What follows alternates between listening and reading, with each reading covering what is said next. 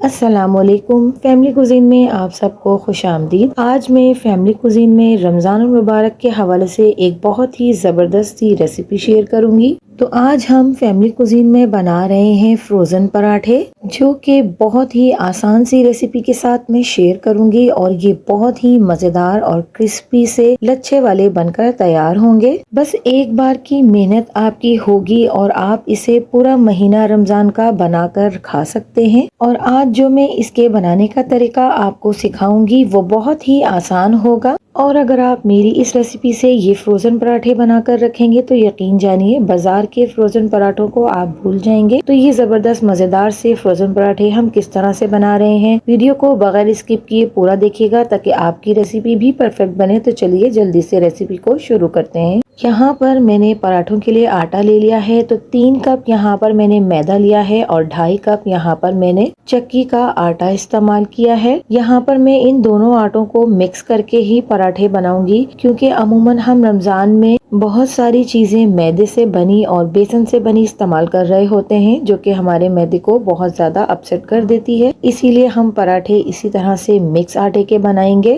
तो अच्छी तरह से इन दोनों को मिक्स कर लिया है। हस्बे जायका हम इसमें नमक ऐड करेंगे। साथ ही इसमें मैं यहाँ पर ग्लूकोज डी का इस्तेमाल कर रही हूँ। तकरीबन 3 टेबल स्पून हम इसमें ग्लूकोज डी ले रहे हैं। आप चाहें तो चीनी भी इसमें ऐड कर सकते हैं। इसके साथ ही यहाँ पर मैं 3 टेबल स्पून भरकर इसमें घी का इस्तेमाल कर रही हूँ। घी के इस्तेमाल से हमारे पराठे बहुत ही खस्ता बनकर तैयार होंगे। तो अब हमने इन तमाम चीजों को आपस में अच्छे से मिक्स करना है। तो हथेली की मदद से रगड़कर मैंने इन्हें मिक्स कर लिया है। अब बारी आती है इसे गूंदने की। तो यहाँ पर मैंने नीम गर्म पानी लिया है 1 कप। फिलहाल मैं ये डाल रही हूँ। नीम गर्म पानी से हमारा आटा बहुत अच्छे से गूंदेगा और सेट हो जाएगा। तो यहाँ पर थोड़ा थोड़ा पानी डाल रहे हम इसको गूंदना शुरू करेंगे। तो जैसे जैसे हमें पानी की जरूरत होगी हम इसमें पानी को ऐड करते जाएंगे। तो यहाँ पर आटे को हमने बहुत ज्यादा पतला नहीं गूंदना है, थोड़ा सा हम इसको सख्त गूंदेंगे। इससे हमारे पराठे बहुत ही अच्छे और बहुत ही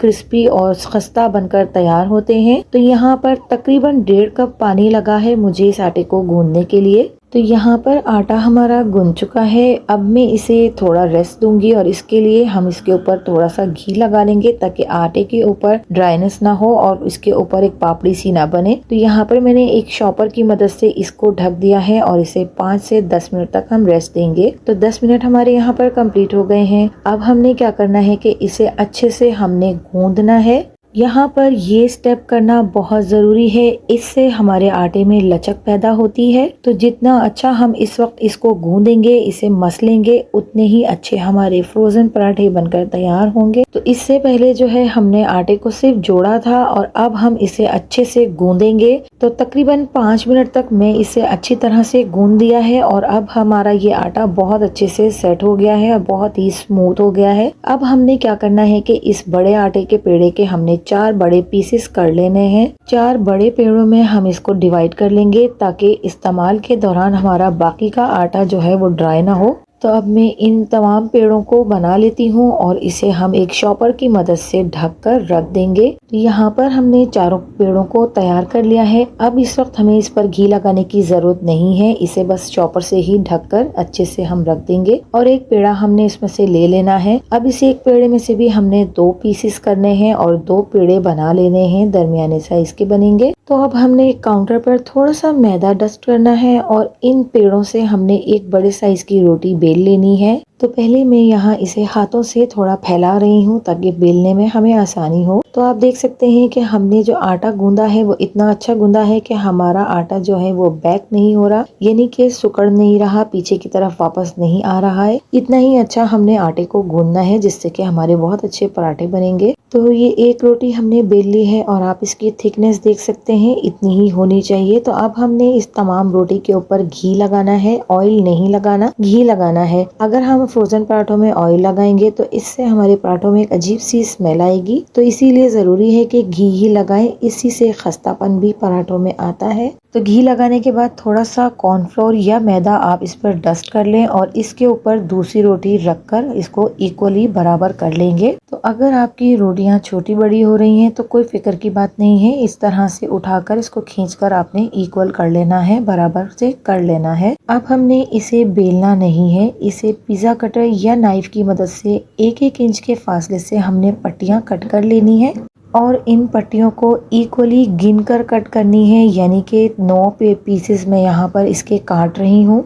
और ये मैं क्यों कर रही हूँ ये मैं आपको भी बताती हूँ। तो एक पट्टी हम इस तरह से रोल ऑन करते जाएंगे, इसे फोल्ड करते जाएंगे। तो जैसे ही ये एक पट्टी फोल्ड होती है, इसी रोल को हमने दूसरी पट्टी पर फोल्ड करना है। इस तरह से हमने तकरीबन 3 पट्टियों से एक पेड़ा तैयार कर लेना है और इस 2 रोटियों के पेड़े से हमारी तकरीबन 3 पेड़े बनकर तैयार हो जाएंगे। तो 3 पट्टियों का हिसाब हम रखेंगे। अगर आपकी पट्टियां 8 बनती हैं तो आप 4-4 का हिसाब रख लें। तो इस तरह से हमने ये पेड़ा तैयार कर लिया है और बाकी की पट्टियों से भी मैं ये 2 पेड़े मजीद तैयार करूंगी। तो अगर आप वीडियो में अभी तक बने हुए हैं और रेसिपी आपको पसंद आ रही है तो वीडियो को लाइक कर लें, चैनल को सब्सक्राइब कर लें और बेल आइकन को ज़रूर प्रेस कर दें ताकि मेरी हर आने वाली नई वीडियोस की नोटिफिकेशंस आपको बआसानी मिल सके। इस तरीके से जब हम ये पेड़े बनाएंगे और इन पेड़ों से हमने जब पराठे बनाने हैं तो बहुत ही ज़बरदस्त से लच्छे वाले हमारे फ्रोज़न पराठे बनकर तैयार होंगे। आप इनमें लेयर्स और लच्छे देख सकते हैं। तो जब हम इनको बनाएंगे तो बहुत ही अच्छे से इसमें लेयरिंग होगी। तो यहाँ पर मैंने 5 मिनट तक इन्हें रखा है, रेस्ट दिया है और अब मैं इन्हें हाथों से पहले इस तरह से फैला लूंगी ताकि हमारे जो ये लच्छे हैं ये अच्छे से खुले और अच्छे से फैल जाएं। तो काउंटर पर मैदे को डस्ट करा है और इसके बाद अब मैंने इसको बेलना है। तो बेलने की टेक्निक भी आप ध्यान से देख लीजिए, जैसे नॉर्मल हम रोटी बेलते हैं उस तरीके से हमने इसको नहीं बेलना। बेलन को फैला फैला कर आगे और पीछे करके हम इसको बेलेंगे ताकि जो रिंग्स हमने इसमें डाले हैं, लच्छे डाले हैं, वो खत्म ना हो। आप देख सकते हैं बेलने के बाद भी इसमें ये लेयर्स नजर आ रही हैं। तो अब हमने इन्हें सेव कैसे करना है। तो यहाँ पर मैंने एक शॉपर ले लिया है, इसके ऊपर हमने इसको पराठे को रखना है, इसके ऊपर एक और शॉपर हम रखेंगे और इस तरह से एक एक करके तमाम पराठों को हमने इस तरह से रख लेना है, एक के ऊपर एक। इसके ऊपर आपको घी लगाने की कतन कोई ज़रूरत नहीं है, ये बिल्कुल भी एक दूसरे से चिपकेंगे नहीं और ना ही इन पर कोई शॉपर चिपकेगा। मैं आपको आगे चलकर दिखाऊंगी कि बहुत ही आसानी के साथ शॉपर भी इनके ऊपर से उतर जाएगा। तो यहाँ पर मैं आपको दिखा देती हूँ कि शॉपर कितनी आराम से पराठे पर से उतर रहा है, बिल्कुल भी चिपका नहीं है। तो आपके सामने हमने ना इस पर घी लगाया है और ना ही कोई और चीज। तो यहाँ पर अब हम इनको सेव कैसे करेंगे। तो ये तमाम पराठे शाम तक जम चुके हैं। तो यहाँ पर मेरे पास जिपलॉक बैग भी है, लेकिन मैं आपको इसका ऑल्टरनेट दिखाती हूँ। तो आपके पास अगर जिपलॉक बैग नहीं है तो आप इसे एक नॉर्मल से शॉपर में, जो कि अमूमन घरों में सौदे में आते हैं, उसके अंदर डालकर इसे फ्रीजर में रख सकते हैं और इसको सेव कर सकते हैं। तो इस पैकेट को तो अब हम फ्रीजर में रख देते हैं और इनमें से एक पराठे को मैं आपको तल के दिखाऊंगी कि आप इसका कलर देखिएगा, इसमें लेयर्स देखिएगा और इसकी बहुत शानदार सी खुशबू जो कि मैं फील करूंगी। ये खुशबू हमने जो इसमें ग्लूकोज डी डाली है उसकी वजह से आएगी और इसकी वजह से इसके पराठे का कलर भी बहुत खूबसूरत सा आएगा। तो इसमें चीनी और ग्लूकोज इसीलिए डाला जाता है। तो जैसे ही ये रोटी दोनों तरफ से सिक जाएगी उसके बाद हमने इस पर घी लगाना है, उससे पहले हम इस पर घी नहीं लगाएंगे। तो यहाँ पर आप देख सकते हैं कि कितने अच्छे से इसकी लेयर्स खुलना शुरू हो गई हैं, किस कदर जबरदस्त खस्ता क्रिस्पी सा हमारा ये पराठा बनकर तैयार हो गया है। और इस पराठे का कलर भी आप देख सकते हैं इतना खूबसूरत आया है।